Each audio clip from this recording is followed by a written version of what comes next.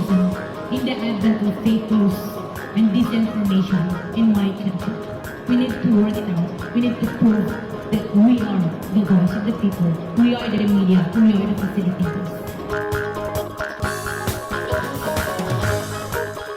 Aniya na ang mga balita nga nahagpat sa Newsline Philippines Information Center. Ako si Paul Palacio. Tutok na!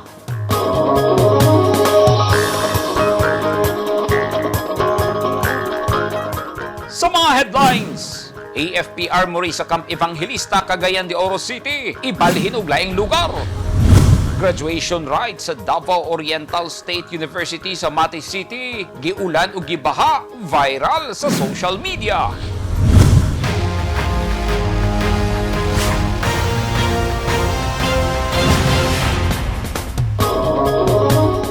Sa detalye sa atong mga balita, wala makabalda sa graduation ceremony sa mga estudyante sa Davao Oriental State University sa Mati City niadtong Miyerkules, Hulyo 13, 2022 ang kusog nga ulan ug baha. Kay gidayon gyud ang seremonya bisan og nangabasa na ang mga graduates ug ilang mga ginikanan. Ani ang report ni Eugene Hinutan. The show must go on. Ulan ka lang, graduation ni. Kini ang napamatud-an sa 800 ka mga estudyante sa Davao Oriental State University sa Mati City ato sa ilang graduation ceremony sa Baywalk Mati niadtong Miyerkules sa hapon. Kay bisan pa og mibunok ang kusog nga ulan ug baha, nadayon gihapon ang ilang graduation. Nahimong memorable ang ilang graduation, sanglit nag-viral pa kini sa social media. Makita sa kuha nga video ni William Ambasan nga wala gyud magpaapekto ang mga estudyante nga may graduar ni ining higayuna. Bisan nagpayong, nangabasa gihapon ang mga graduates ug ilang ginikanan tungod sa kakusog sa ulan. Sumala sa usa sa mga graduate nga si Nisel Grace Ambasan, wa gyoy estudyanteng nibiya sa ilang pwesto bisan kusog na kaayo ang ulan. Sa iyang Facebook post, gisaysay ni Nisel Grace nga bisan pa man nga nangabasa sila sa ulan, nangahumol sa tubig baha ang ilang mga sapatos sulod sa pipila ka oras ug gipanugnaw, wala nila kini panumbalinga. Nangalipay gihapon sila kay ni-graduate na gyud sila sa pag-eskwela. Dugang ni Nisel Grace, walay kabutangan ang ilang kalipay, hilabi na gyud nga ilang nakita nga miunong sab kanila ang ilang tagsa-tagsa ka mga pamilya. Bachelor of Science in Hospitality Management ang natapos nga kurso ni Nisel Grace. Luyo sa nagiang sitwasyon, wala kini nahimong babag alang sa mga estudyante nga determinadong makuha ang ilang gikahinaman nga diploma. Busa, nagpabilin silang lig-on, luyo sa hagit sa panahon. Tuig 1972, ang eskwelahan gitawag pa og Mati Community College nga gimugna kaniadto ni Mati Mayor Thelma Almario sa tinguha nga mahatagan og oportunidad ang mga residente og silingang probinsya. 1989, na-convert ang eskwelahan ngadto sa Davao Oriental State College of Science and Technology. Pinaagi sa Republic Act No. 11033 nga gi-author nila Congressman Joel Mayo Almario ug Senador Joel Villanueva, nahimo na kining Davao Oriental State University human gipirmahan ni kanhi Presidente Rodrigo Duterte ang balaod. Eugene Hinutan, Newsline Philippines, Davao Region. Stay safe.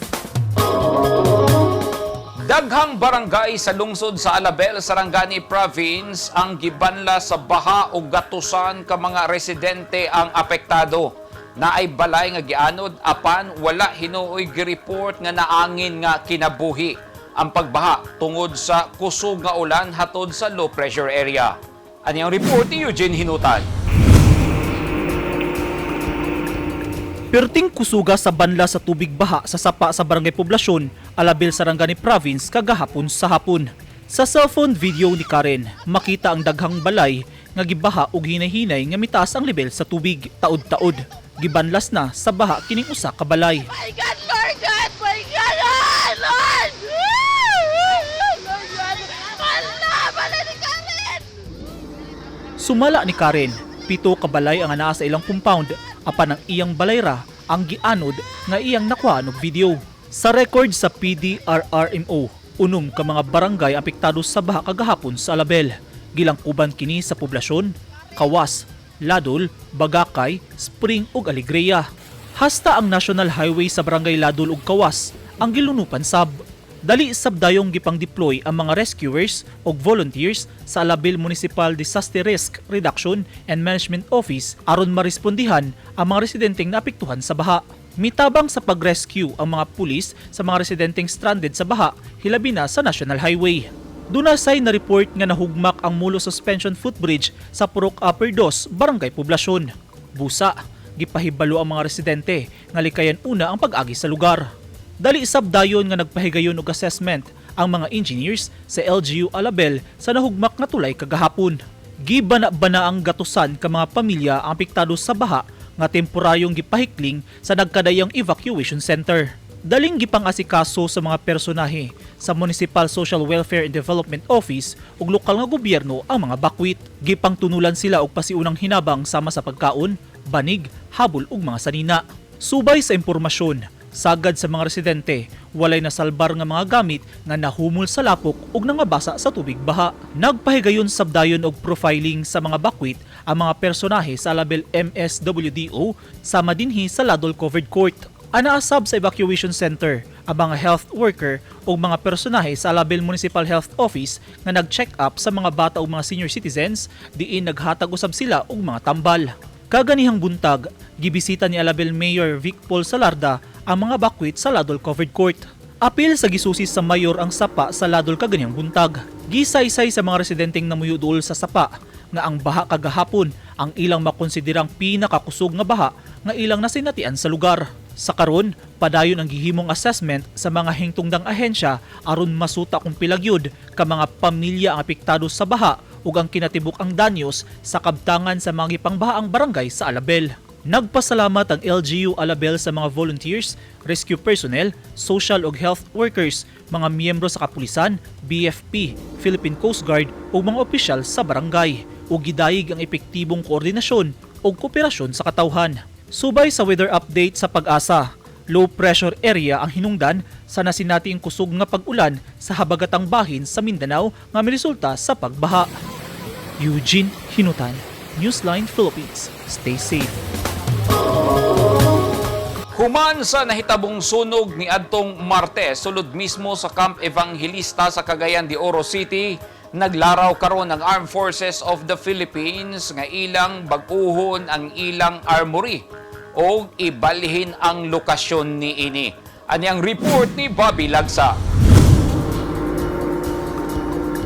Plano na sa Philippine Army nga ibalhin na ang ammunition complex sa Camp Edalberto Evangelista sa usa ka mas luwas nga lugar human sa nahitabong sunog niadtong Martes sa kadlawon, Hulyo 12. Mukabat sa 27 milyones pesos ang danyo sa nahitabong sunog sa ammunition complex sa 10th Forward Service Support Unit, Army Support Command, sulod sa Camp Edalberto Evangelista sa Barangay Patag niining Dakbayan. Gisaysay ni Lieutenant General Browner Jr., ang Commanding General sa Philippine Army, nga nahimutangan sa Ammo Complex, dugay na kaayo, o niadtong pagtugot niini, wala pa'y kabalayan sa palibot. Sa pahayag sa Philippine Army, walay personahe nga nasamdan apan adunay tulo ka sibilyan, ang samaran human sila naigo sa mga nanglupad nga mga shrapnel. Tungod sa mga panghitabo, nakadesisyon ng Philippine Army nga ibalhin ang butanganan sa ilang mga bala. We are looking at the possibility of transferring our ammo dump, our ammunition storage facilities to a safer place. Matod ni General Browner, bisan man ng buto ang mga bala o ubang himan panggubat, daghan paghihapon ang nahibilin ug insakto pa ang mga supply nga panggubat kalaban sa gobyerno. Dugang ni Browner nga daghan pa mga bala ang nasa tulo ka brigade sa Port ID ug sa mga kadaiyang mga army battalions niini. Ang Camp Evangelista natukod nitong 1946. Apan ang pabiling likaw ng kampo sa sundalo, bisan pa man sa sunog nga nahitabo. Bobby Lagsa, Newsline Philippines, Cagayan de Oro City. Stay safe! At tangi!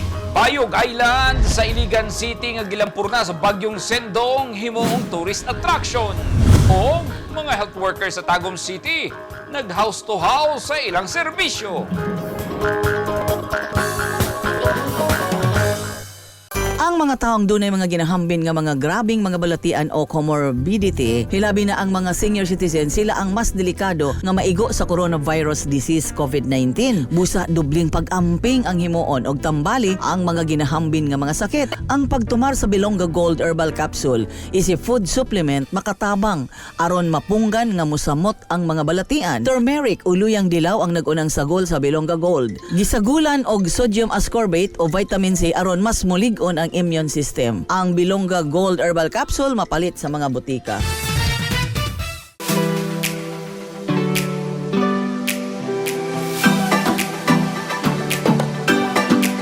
Do you want to be beautiful inside out? Visit RNC Lounge Aesthetics and Wellness, located at Door 3, Molavi Building in Emilio Jacinto Street, Davao City, your total beauty and wellness center.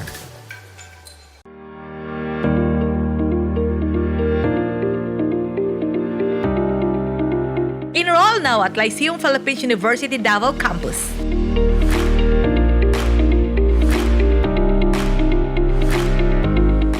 Courses offered: College of Health and Sciences, BS Medical Technology, BS Pharmacy, College of Business and Accountancy, BS Accountancy, BS Administration, BS Management Accounting, BS Customs Administration, Bachelor of Arts and Sciences, Bachelor of Multimedia Arts, Bachelor of Forensic Science, College of International Tourism and Hospitality Management, BS Hospitality Management, BS Tourism Management. They also offer junior college and the following courses: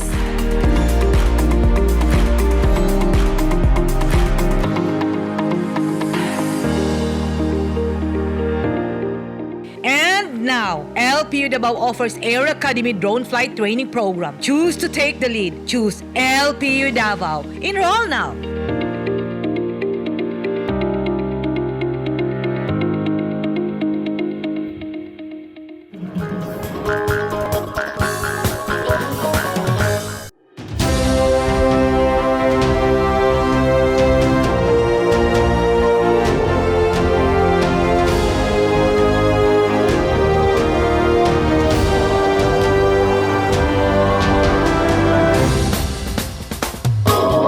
This portion is brought to you by Toyota. This portion is brought to you by Rizal Memorial Colleges. This portion is brought to you by Davao Light and Power Company. Laraw karon sa lokal nga gobyerno sa Iligan City nga himuong tourist attraction ang Bayog Island sa syudad. Kinisubay sa Department of Public Works and Highways Mandulog Development Dredging Plan. Busa ka ganyang buntag usa ka ocular inspection ug monitoring sa isla ang gipahigayon sa mga opisyal sa syudad sa pagpanguna sa mayor's office. Ugaling madayon ang plano pag-develop sa isla, dugang atraksyon kini sa Iligan City ug dakong tabang sab sa natad sa turismo sa syudad. Niadtong 2011 dihang gilampur na sa bagyong Sendong ang Iligan, 80 ka mga tao ang nangamatay sa isla ug wala na pud papuy ang isla human sa bagyo. Gani naanay gimuntar nga marker sa isla alang sa mga nangamatay sa bagyo.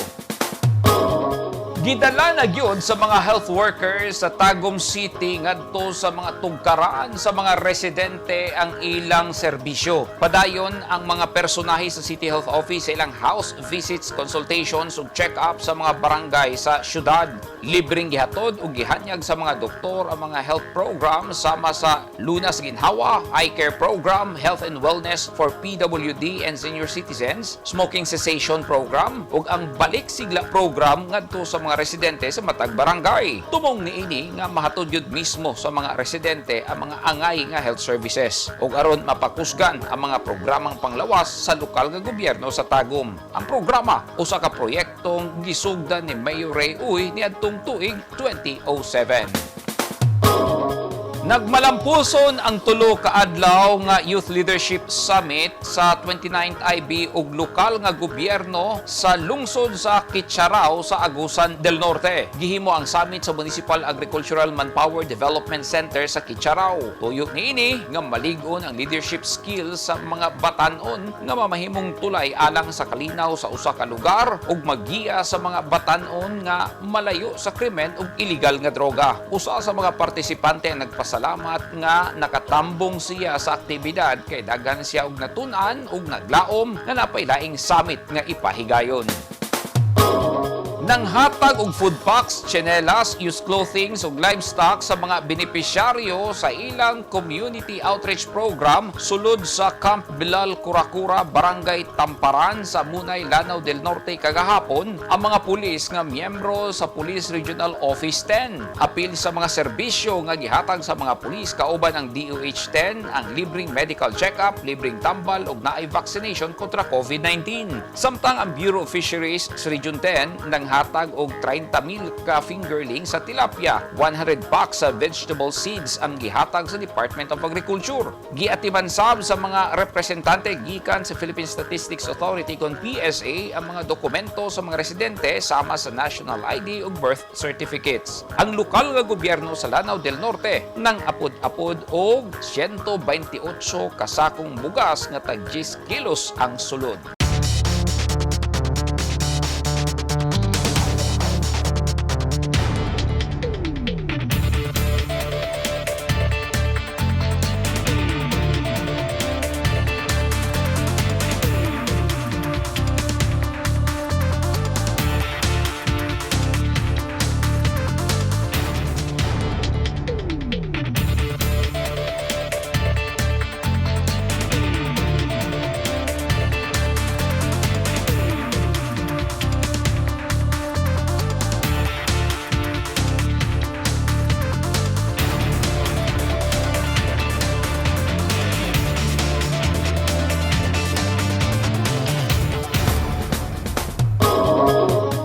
Kato naghimpit sa mga balita nga nahagpat sa Newsline Philippines Information Center. Alang sa dugang balita, bisitaha ang website nga www.newsline.ph.